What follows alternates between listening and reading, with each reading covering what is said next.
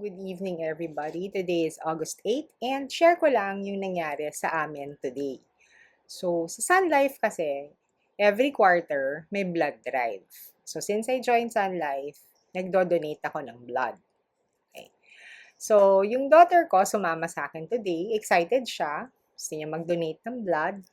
Kasi nalaman niya that has a lot of benefits, not only for her own body, but also for those na matutulungan niya. Excited siya, natulog siya ng maaga, kumain kami ng good food, as in the works. Pagdating namin sa Sun Life office, pagtimbang sa kanya, nagulat siya. She lost weight. Bakit? Guys, kailangan pag nag-donate kayo ng dugo, at least 50 kilos kayo. Kung mabilis kayong ang metabolism nyo, parang yung daughter ko, yung metabolism niya mabilis, lagpasan nyo pa ng 50. Kasi hindi kayo nakakasiguro, natulog lang kayo. Parang siya kahapon, sure na siya 50, nasa 50 na siya, natulog lang kami. Pagtimbang sa kanya kanina, 48.3. Mabilis siya mag-metabolize. Bata pa eh. So, nalungkot siya na hindi siya nakadonate. Pero meron naman, binigyan naman siya ng token. Kaya ako siya ginagawa is because nalaman ko when I first donated blood na yung type ko pala, AB, is a rare blood type.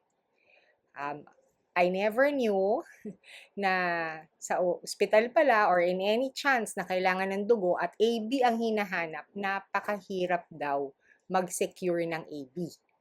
Kaya ang madalas pag nanonood kayo ng mga medical shows, naririnig nyo O ang pinapahang. Kasi universal donor ang O. Pero syempre, kung AB ka, kung may magbibigay naman ng AB sa'yo, ba't mo pa kailangang humingi ng O? Diba? Pwedeng iba na yung mag-benefit dun sa O. So anyway, nalaman ko na tuwang-tuwa kasi sila, ma'am, thank you so much. Kasi alam nyo ba, ang hirap-hirap pong humingi ng AB blood pag may nangangailangan. Thank you po for saying yes.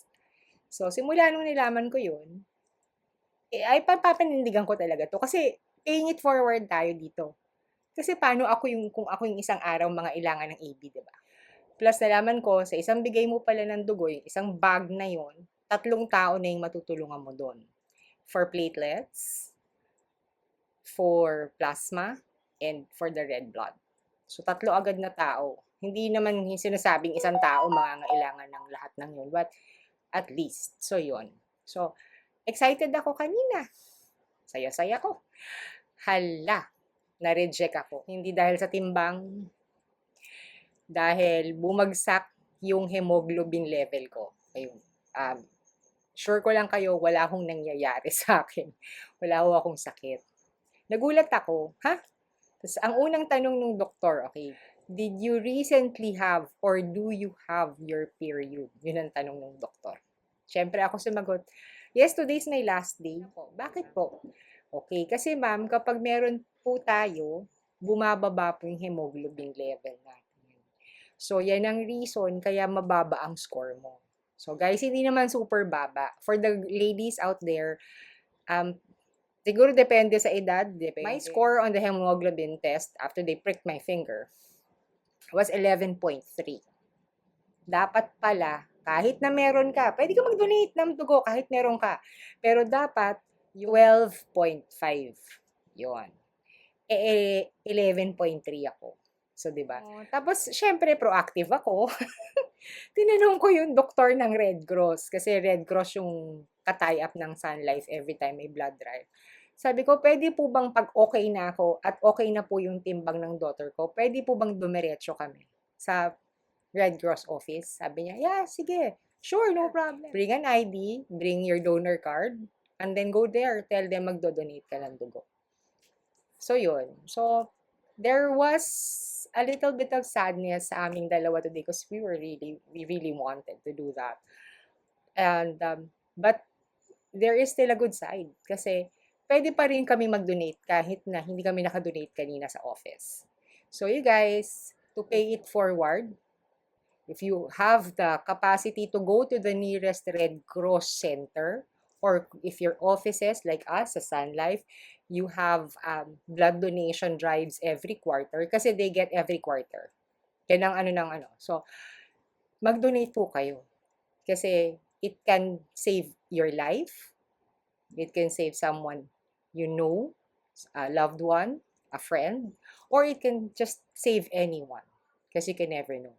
It's always good to pay it forward. And habang kaya pa nating mag-donate po tayo kasi sa dami po ng nangailangan ng dugo nung panahon ng COVID, hanggang ngayon po may shortage pa po tayo sa blood bank. So, please donate. And I honestly can tell you it does wonders for your body, for your skin, for your blood, your bone marrow to produce new red blood cells, which kailangan mo yun. One day, just think of it. I'm not saying na dugo mo yung isasalin sa isang taong kilala mo, sa mahal mo sa buhay. But just remember, diba? If the blood you donated, you don't know where it went. You don't know if it's in Metro Manila or it was taken to the province. You don't know. But at least you did your part. It doesn't take long, guys. Sa 10 minutes, 15 minutes, ganun lang siya. So, I encourage you all to donate blood. Go to your nearest Red Cross Center. If your offices have blood drives, donate kayo, guys. Malaking tulong. Tsaka po, one more thing, hindi po lahat ng hospitals willing tumanggap ng live donor. Alam niyo naman siguro yung live donor, yung kunyari may na-ospital, tapos sasabihin nila naghahanap kami ng donors para sa dugo, nakakailanganin ng pasyente, ganyan, okay? Hindi po lahat ng hospitals willing or capable na magbigay ng blood test for people with tattoos. Okay? Sa Red Cross, meron sila doon na reagent na ginagamit para malaman kung okay ka, yung dugo mo.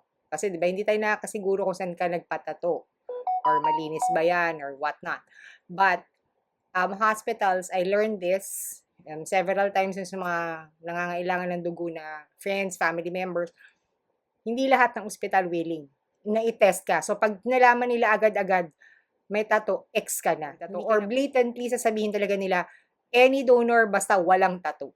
Kasi additional paperwork for them. Second, not all hospitals have the reagent for that. So, punta na lang kayo sa Red Cross. Pwede po sa kanila. Tinatanggap po nila as long as 2 years pataas na po yung edad ng tattoo ninyo. Yun lang po. Good night.